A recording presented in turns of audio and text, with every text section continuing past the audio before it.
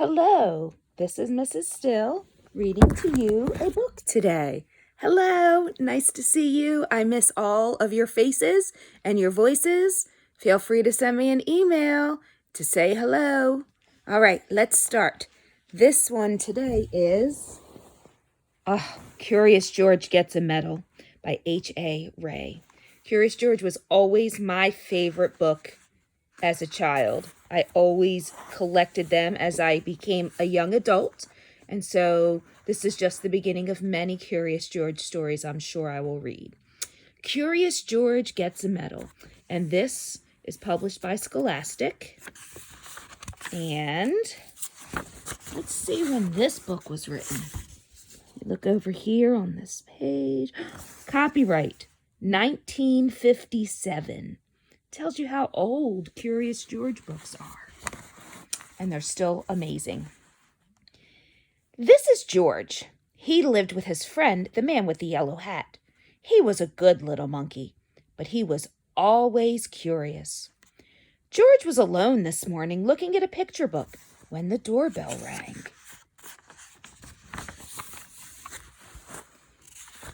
It was the mailman. "Here's a letter for you," he said. "Put it in your friend's desk. He'll read it to you when he comes home."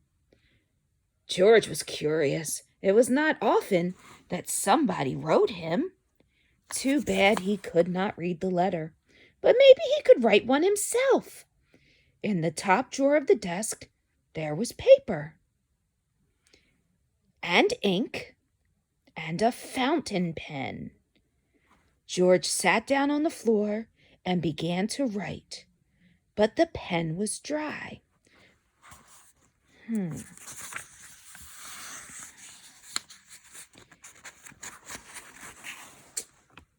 It needed ink. George would have to fill it. He got a funnel from the kitchen and started pouring ink. But instead of going into the pen, the ink spilled all over and made a big blue puddle on the floor. It was an awful mess. Quickly, George got the blotter from the desk, but that was no help. The puddle grew bigger all the time. George had to think of something else. Why, soap and water, that's what you clean up with. From the kitchen shelf, he got a big box of soap powder and poured all the powder over the ink. I like how George is trying to be responsible to clean up his mess. Then he pulled the garden hose through the window, opened the tap, and sprayed water on the powder. I don't recommend bringing a garden hose into the house, ever. But George was trying. Bubbles began to form, and then some lather. And more lather, and more lather, and more lather. In no time, the whole room was full of lather. So full indeed that George had to escape in a hurry. Oh my goodness. When he was safely out of the house, he first turned off the tap. But what next? How could he get rid of all the lather before his friend came home? George sat down in the grass and thought for a long time. Finally, he had an idea. He would get the big shovel and shovel the lather out of the window. That's smart. Uh-oh. But where was the lather? While George had been outside thinking, it had all turned into water. Now the room looked like a lake, and the furniture like islands in it. The shovel was no use. A pump was what George needed.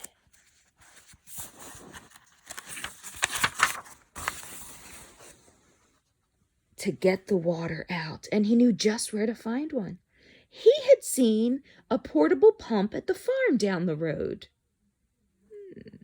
Where's that farm? Let's see. The farmer was away working in the fields. Nobody noticed George when he got the pump out of the shed. It was heavy. He would need help to pull it all the way back to the house. Maybe he could tie the goat to the pump and make her pull it. But just as George was about to slip the loop over the goat's head, he was hurled through the air. Look what that goat did. He headbutted him. That's where the term headbutt comes from. He was hurled through the air and landed near a pen full of pigs. Oh my. The biggest pig was standing near the gate. What if George opened the gate just enough to let him out? A big pig could easily pull a small pump. Carefully, George lifted the latch. And before he knew it, all the pigs had burst out of the pen, grunting and squealing and trying to get away as fast as they could. George was delighted.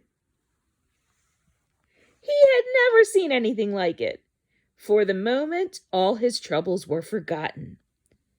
But now the pigs were all gone, and not a single one was left to help him with the pump.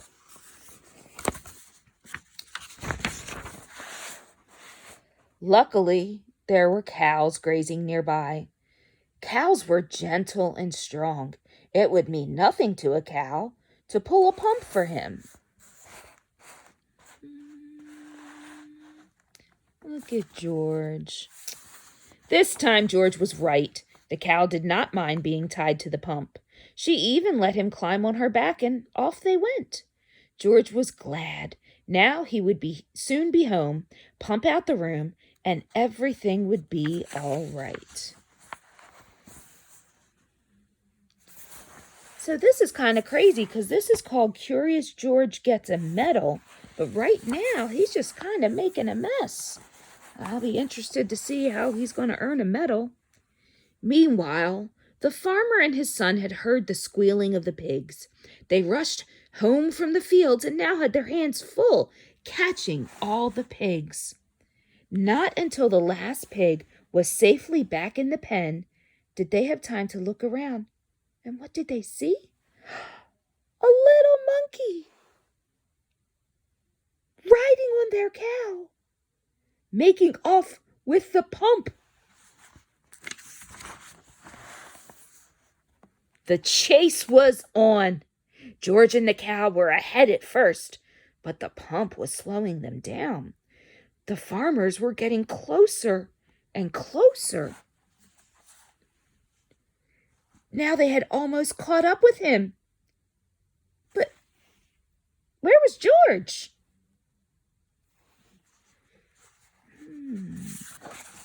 Something looks suspicious here. Here he was, hiding in a shirt. The farmers had run past him. But on their way home, they had to come back over the same road. George did not feel safe in his hiding place. Just then, a truck came rattling down the road. Look at that. Oh, Museum of Science. Wonder what's in that. It says this side up, and that, I don't know what that says, can't tell. George jumped aboard. Monkeys are good at jumping, and was gone before the farmers had a chance to see him.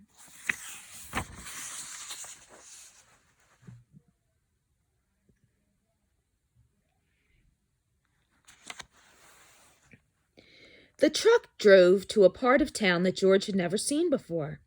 At last, it stopped in front of a large building. It was the museum. George did not know what a museum was. He was curious. While the guard was busy reading his paper, George slipped inside He walked up the steps and into a room full of all sorts of animals. At first, George was scared, but then he noticed that they did not move. They were not alive. They were stuffed animals put into the museum so that everybody could get a look at them. There's a giant turtle and an owl, and that way to dinosaurs. Oh, wow, look at that whale. Have you been to a museum? I wonder what you've seen at museums. In the next room, George saw something so enormous it took his breath away. It was a dinosaur. George was not scared this time. He knew it was not real. He looked at the dinosaur and then at the baby dinosaur. And then he saw a palm tree full of nuts. George liked nuts. Suddenly he felt very hungry. He had missed lunch that day. He would climb up and just then he heard footsteps. He had to hide again. But where?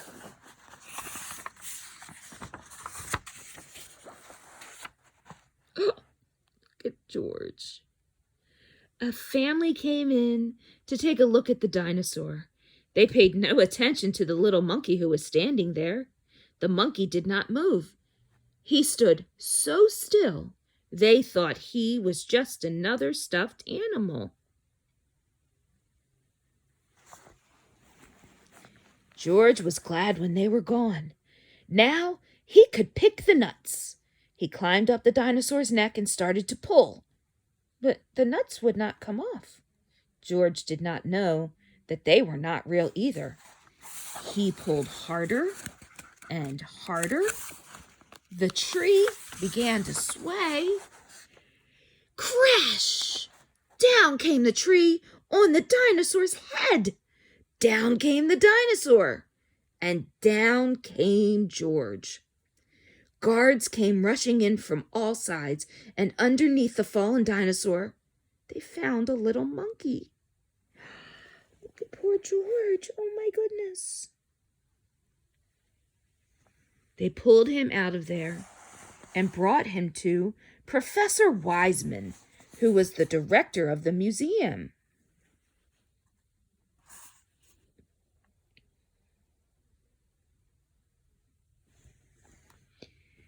Professor Wiseman was terribly angry. "Lock that naughty monkey up right away," he said, "and take him back to the zoo. He must have run away from there."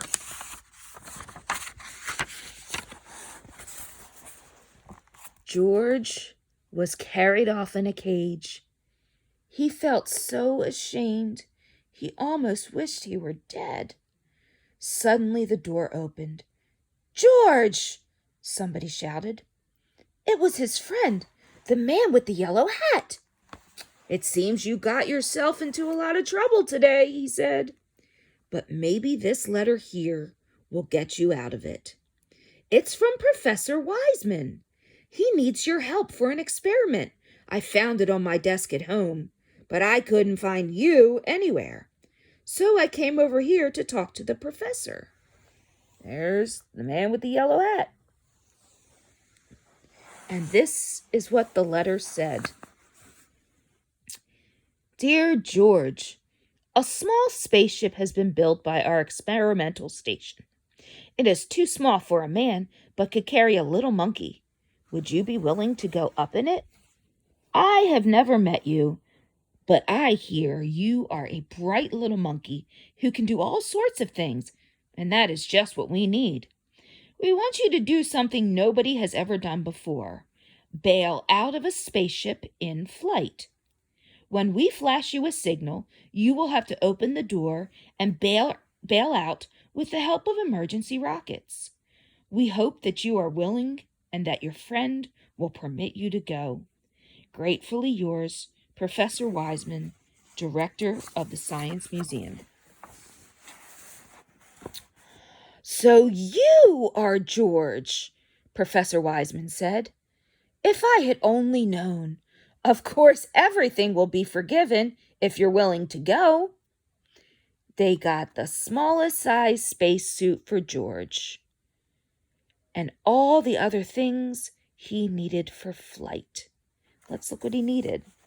A spacesuit complete with shoes and gloves, a space helmet, oxygen tank, emergency rockets, and two emergency rockets and one parachute. Then they helped him put them on and showed him how to use them. When everything was ready, a truck drove up with a special television screen and mounted on it to watch the flight. There's George. Look at him in his little suit. There's his little boots and little gloves and his helmet. They all got on and were off to the launching site. They checked all the controls of the spaceship, especially the lever that opened the door. George tried it too. This is exciting. The great moment had come. George waved goodbye and went aboard. The door was closed. Professor Wiseman began to count. 5, 4, 3, 2, 1, go! He pressed the button, and the ship rose into the air, slowly at first, and then faster and faster and higher, until they could no longer see it in the sky. But on the screen, they saw George clearly all the time. Now the moment had come for George to bail out. Professor Wiseman flashed the signal. They watched the screen. George did not move. Why didn't he pull the lever? In a few seconds, that was my dog, sorry. In a few seconds, it would be too late. The ship would be lost in outer space with George in it. They waited anxiously. At last, George began to move. Slowly, as if in a daze, he was groping for the lever. Would he reach it in time? There, he had grabbed it. The door opened. Hurrah! George was on his way. Out of the blue, an open parachute came floating down to earth. The truck raced over to the spot where George would land. What a welcome for George! Professor Wiseman hung a big gold medal around his neck. Because, he said, you are the first living being to come back to Earth from a space flight. And on the medal it said, to George, the first space monkey. Then a newspaper man took his picture and everybody shouted and cheered, even the farmer and his son, and the kind woman from next door, who had worked for hours to get the water out of the room. There we have the farmers, the man with the yellow hat, and there's the woman who helped clean up the room. It was nice. I am proud of you, George, said the man with the yellow hat. I guess the whole world is proud of you today. Oh, that's the farmer. That's not the man with the yellow hat. Here's the man with the yellow hat. It's hard to tell because it's black and white. There he is. I guess the whole world is proud of you today. It was the happiest day in George's life. The end. I always thought Curious George was great. I hope you enjoyed the story just like I did. It's a really old one. I hope you enjoyed. Have a great day.